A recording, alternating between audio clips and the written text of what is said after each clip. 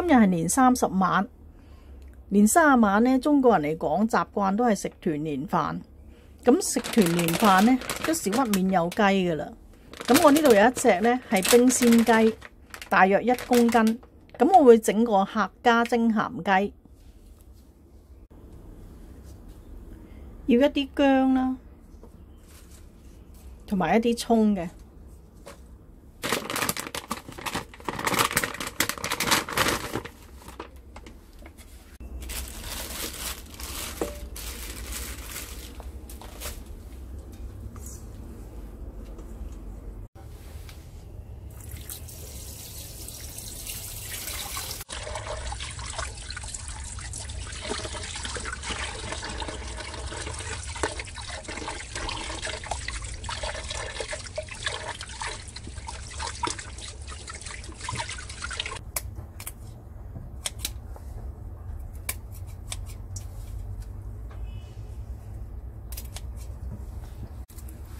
隻雞我哋去除咗內臟，洗乾淨之後，咁吊起佢擎乾水，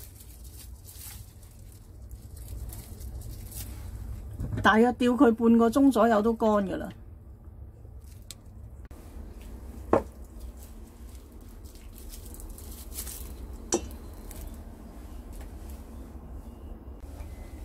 先醃一醃隻雞先，俾2茶匙嘅鹽。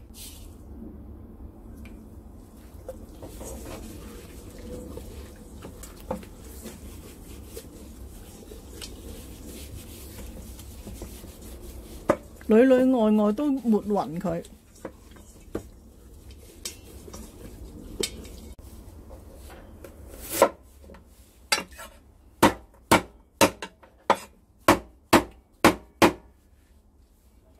用呢個刀背揼一揼啲薑，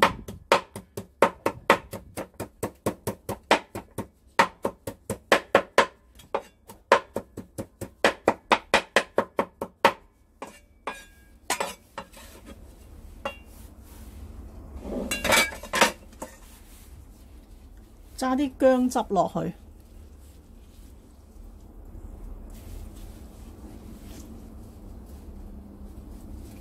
咁呢個薑渣唔好掉，留返去擠響雞肚嗰度，跟住我哋再抹勻佢。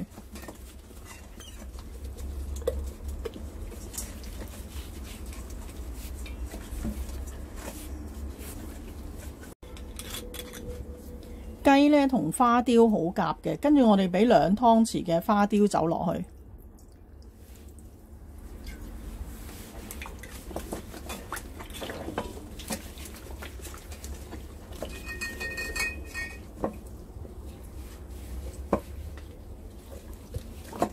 內籠都要抹勻佢。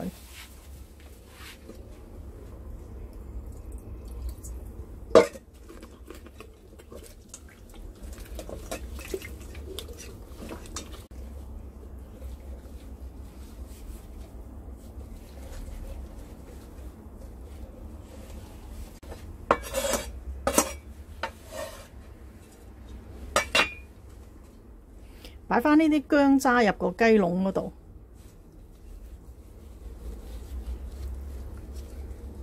呢個因為係冇嘥佢嘅啫。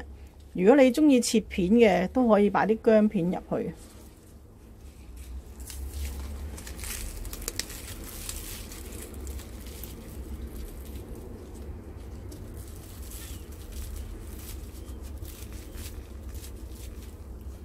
擺埋葱入去。咁啊，醃佢2個鐘。咁你1個鐘嘅時候呢，反一反佢，等佢啲味可以勻勻啲。咁如果隻雞呢，你擠過入雪櫃，你記得拎翻出嚟，攤翻去室溫先。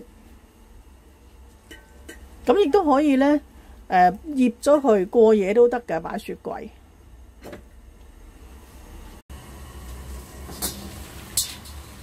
咁蒸雞嘅時間呢，視乎雞嘅大細啦。好似呢隻雞咁樣咧，蒸佢25分鐘都 OK 㗎啦。水滾落鑊啦。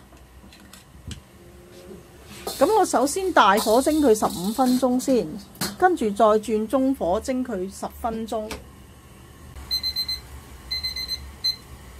咁而家呢，我就大火蒸咗佢15分鐘，轉中火再蒸多佢10分鐘。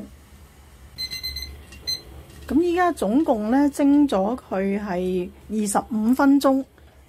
咁熄咗火先，焗佢10分鐘先開蓋。我已經焗咗佢10分鐘噶啦。咁攞隻筷子篤一篤個髀位最厚嘅地方。如果好輕易篤得入，掹翻出嚟又冇血水嘅話，即係代表呢隻雞已經熟咗啦。咁可以攤凍佢，切咗佢，或者做手撕雞都得。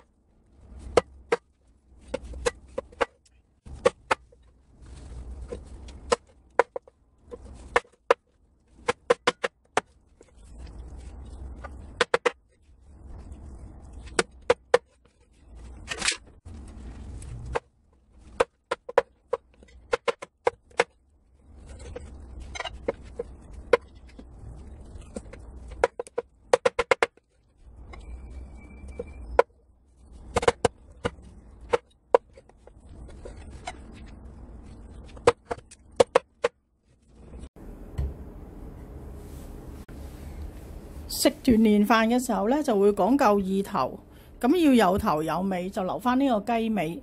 平時嗰啲日子呢，就可以唔使留呢個雞尾。